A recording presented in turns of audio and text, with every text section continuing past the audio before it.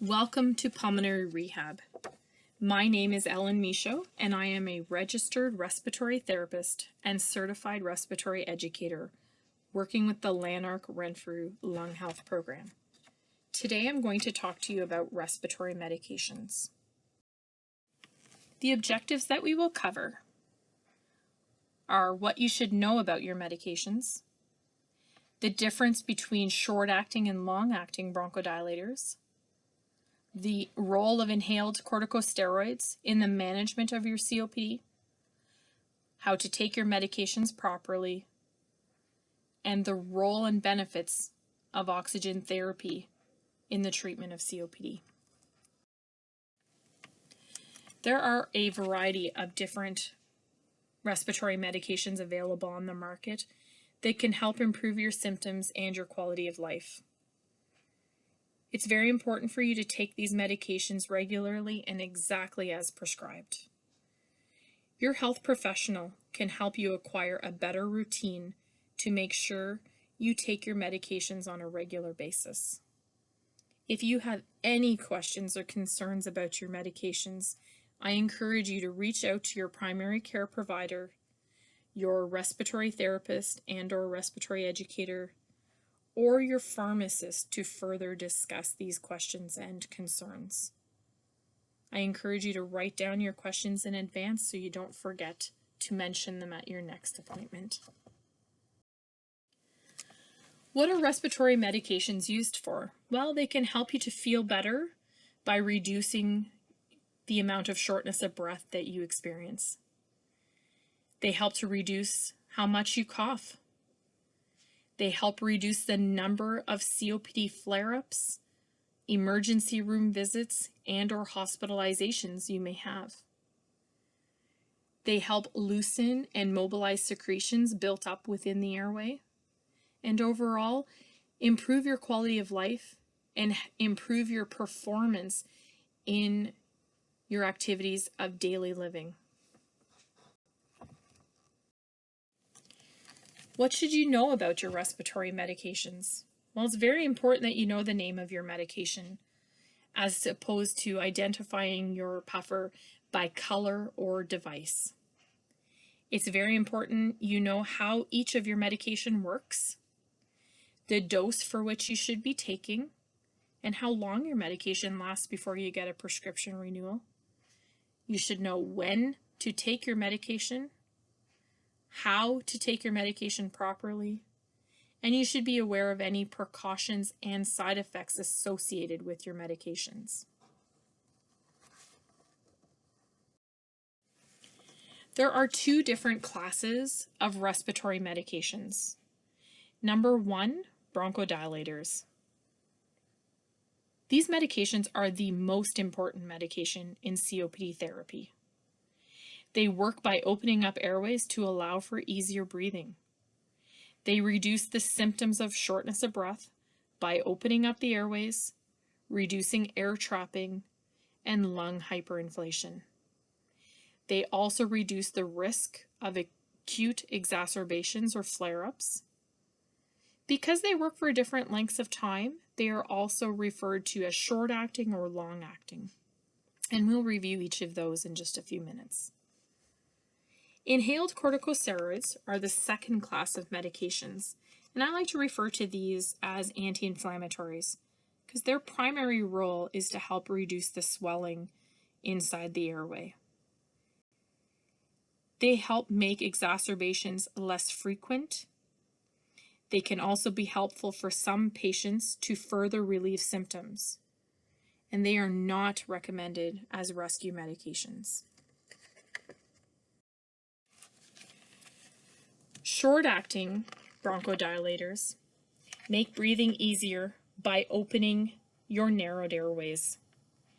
They are usually taken regularly multiple times a day, but for the most part, they are used as rescue medications and only taken when required.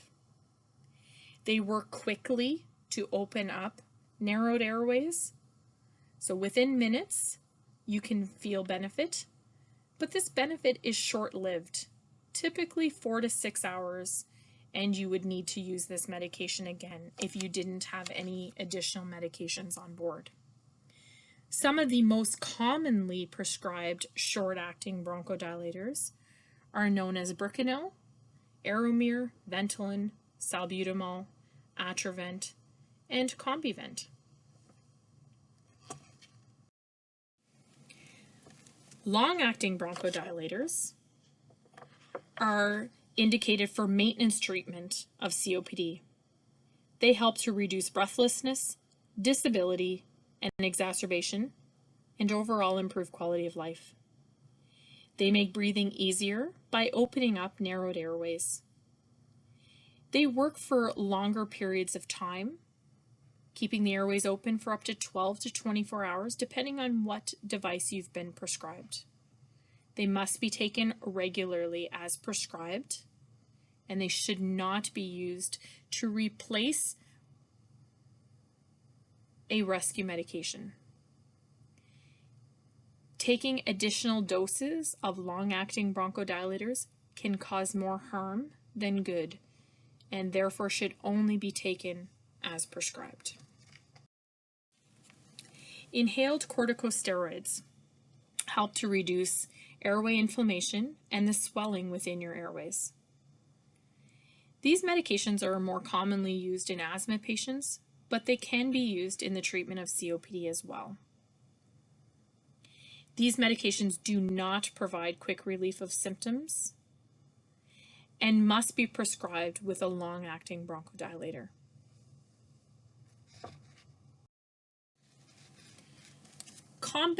Combination medications combining two different long-acting bronchodilators are otherwise known as Anoro, Ultibro, Inspialto, and Duaclir. For people who have persistent shortness of breath on Spiriva or any other medications in a long-acting bronchodilator class, we combine bronchodilators to help further reduce breathlessness, disability, flare-up, and overall improve quality of life. These medications are only indicated in the maintenance treatment of COPD. They help to keep airways open for 12 to 24 hours, depending on the device. Again, they should not be used to replace rescue medications and should be taken regularly only as prescribed, not taking additional doses when required. Combined long-acting bronchodilators with inhaled steroids. There are a few medications in this class, otherwise known as Breo, Advair, which comes in a disc or in a spray, Symbicort, and Zenhale. Zenhale we typically see prescribed more in the asthma market. However, we are seeing that they have been trialed with some good benefit in the treatment of COPD, and so we've included in our slides today. These medications help to reduce airway inflammation and swelling, in combination opening up the airways, thereby reducing the number of flare-ups that you have.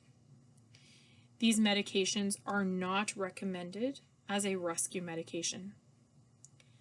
Symbicort is the only puffer available that can be used as smart therapy, using it more than the prescribed dose, up to a maximum dose, to help relieve additional symptoms of breathlessness or asthma-like symptoms. And typically we would only use smart therapy in those clients with COPD who also have an asthma diagnosis. So again, that should be prescribed under direction of a healthcare provider.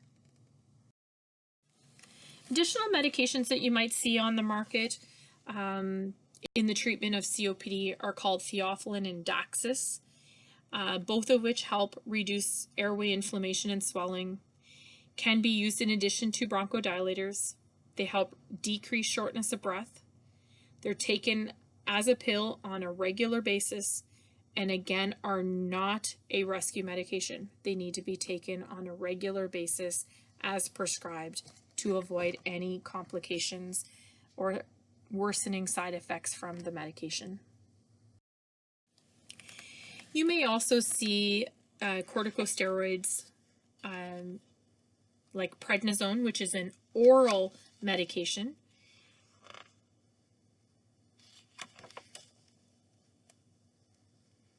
Which helps to reduce airway inflammation, usually prescribed for short periods of time for 5 to 14 days when your symptoms get worse. They are very rarely prescribed on a permanent basis. These medications, as antibiotics, can be part of your COPD action plan and can be used in the event of an exacerbation. Antibiotics help to treat respiratory infections such as sinusitis, infected bronchitis, pneumonia, etc. Antibiotics should be taken as prescribed for the full length of treatment time. So you should not stop this medication at the onset of feeling better. You need to take it for the full length of treatment time if you want to get the most benefit from this medication. Inhaled devices and technique. In order for your COPD medications to work well, they must be able to reach your lungs. This is why the proper use of inhaled devices is essential to prevent and manage your symptoms.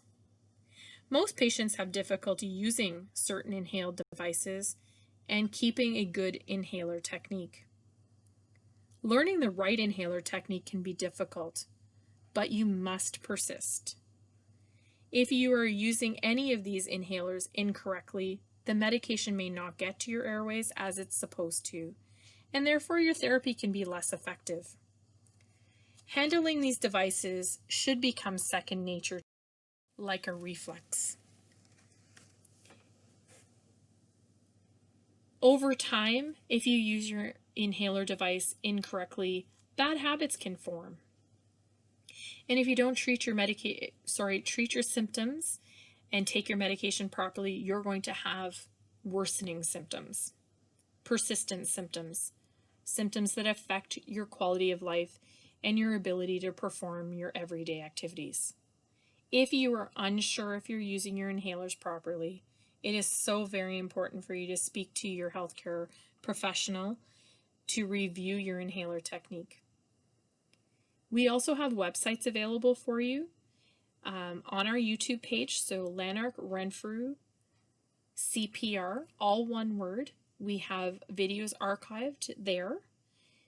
On our Lanark Renfrew Lung Health Program Facebook page, if you go to archived videos, we have videos of the respiratory therapists all demonstrating how to properly use your inhaler devices, And you could also check out the Ontario Lung Foundation, who also have some great videos on their website on how to use the devices properly. We'll start today with the metered dose inhaler. So an MDI is dispensed by pressing down on the canister, which releases a spray of medication at a set dose. When using an MDI, you need to coordinate your breath with the activation of the inhaler. You should always shake your inhaler 3 to 4 times to really mix the contents of it. If you don't shake it well, you're not going to actually fill the inside canister with a full dose, and you will not mix the medication with the propellant, the stuff that makes it spray. So it's very important that you shake it before use. I always recommend that even though you think you may have the best inhaler technique and coordination using an MDI alone, I highly recommend that you always use it with a spacer device. Why? Because it increases the amount of medication that reaches your lungs, and it decreases the amount of medication that deposits in your mouth and throat, which can cause some pretty nasty side effects like bitter taste, hoarseness, thrush. The use of an inhaler device will get medication deeper into the lungs, allowing your medication dose hopefully to stay on the lower spectrum so that we can reserve higher doses as your condition changes. Dry powdered inhalers help deliver medication to the lungs as a powder. Some devices are single dose, where you have to put a capsule into the device to get each dose, and some devices are multi-dose, which these devices are preloaded with multiple doses. Soft mist inhalers, otherwise known as the RespiMat device. When activated, these soft mist is released from a device. Some priming is required, so you should speak to your provider or pharmacist to teach you how to do it.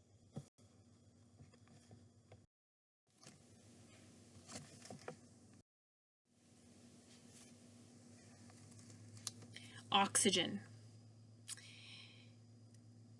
The following module may not be relevant for all of you, so I encourage you to follow along and ask your healthcare provider for any additional testing that you might need to see if you are eligible for oxygen therapy. Oxygen is essential for life. It's the body's fuel. The organs and muscles use oxygen in order to function. If your lungs aren't getting enough oxygen to the blood, you may need a little bit more. Extra oxygen will help you to feel less short of breath and allow you to stay more active. If your body is without oxygen for long periods of time, serious complications can develop in many parts of your body. You may need oxygen all the time or only when you are physically active. It's very important to know that oxygen is a medication, and thereby it must be prescribed. It is not addictive, and therefore there are no side effects from the use of oxygen. How does oxygen get in the blood? Well, when we breathe in oxygen, it enters the tiny air sacs in our lungs called alveoli. Blood from the right side of our heart circles around each of these air sacs. The blood has waste gas called carbon dioxide, CO2, that leaves the hemoglobin, and it exits out the body when we blow out. When the hemoglobin is free, the oxygen enters the blood and travels to the left side of the heart to be pushed out to the rest of our body.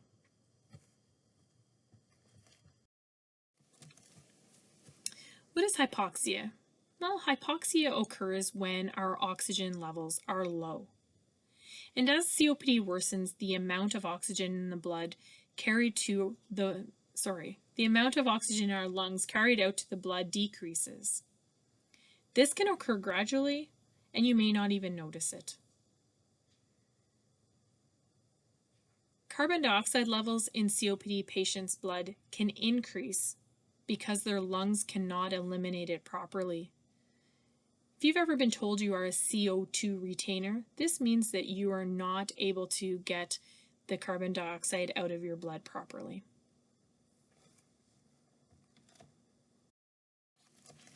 What are the signs that you have low oxygen levels or hypoxia? Well, people with low oxygen levels may experience more rapid onset of fatigue, especially when you're doing physical activity. You may notice problems with memory and concentration or have sleep disorders. You may notice swelling or edema in your legs, which is often a result of your heart working harder to get the blood pumping out to your organs as well. The bluish tinge, which is known as cyanosis, you might notice on your fingertips, your lips, or on your earlobes. You might notice onset or aggravation of heart disease, so new or worsening heart function. How do you check for your oxygen levels? Well, the most simple test is called pulse oximetry.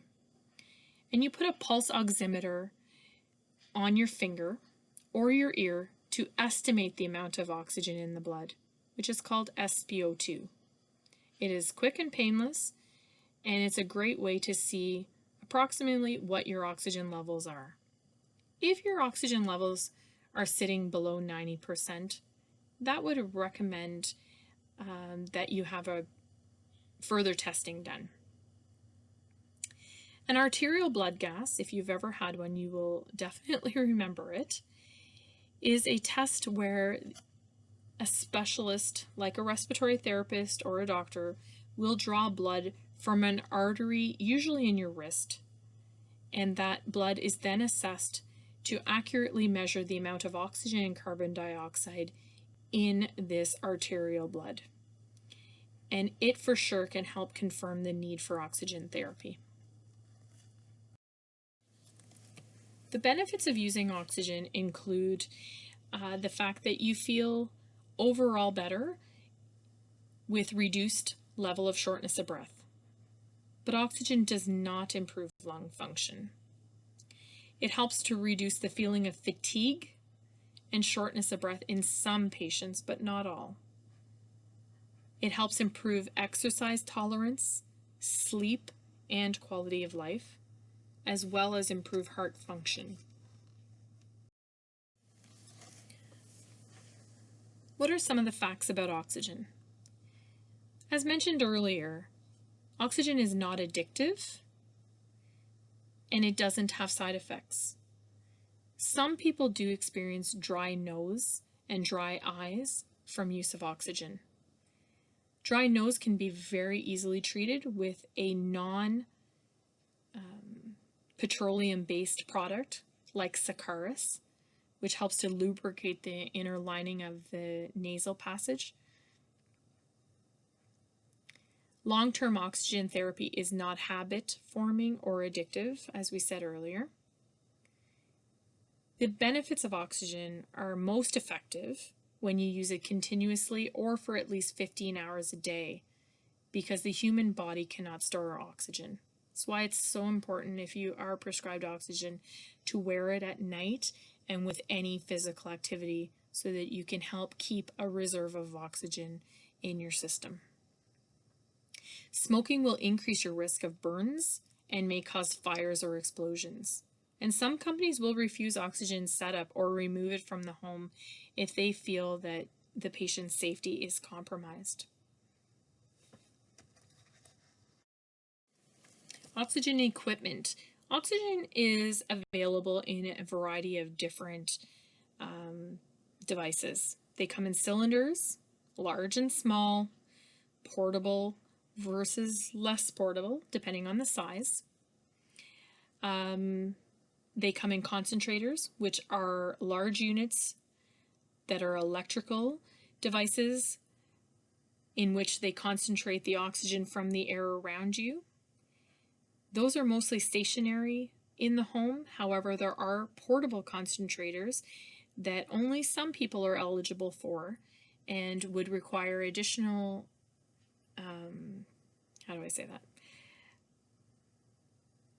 assessment by your home oxygen vendor, respiratory therapist, who would come in the home and assess your portable needs, see if you're eligible for these portable devices. Oxygen come in the form of liquid, which is extremely cold. It comes in a thermos bottle. It becomes a gas as it leaves the tank. Needs to be stored properly in an upright position and must be used with caution, as it can cause burns if not used properly. For more information on the proper usage of oxygen therapy, the storage, whether or not you qualify, I would ask you to reach out for more information and we can arrange for further testing. If you're already on oxygen and you have questions about your therapy, I encourage you to reach out to your home oxygen vendor, so the home oxygen company that you're with. They have respiratory therapists that come into the home, as well as drivers that bring the equipment to the home, who have all been trained to help review and answer any questions you may have. I thank you for listening today, and if you have additional questions, comments, concerns, please reach out to us We are available again on the Lanark Renfrew Lung Health Program Facebook page, where you can send us a message, or you can call our program at 613-259-2182 and ask to be directed to any of us in the program. Have a great day.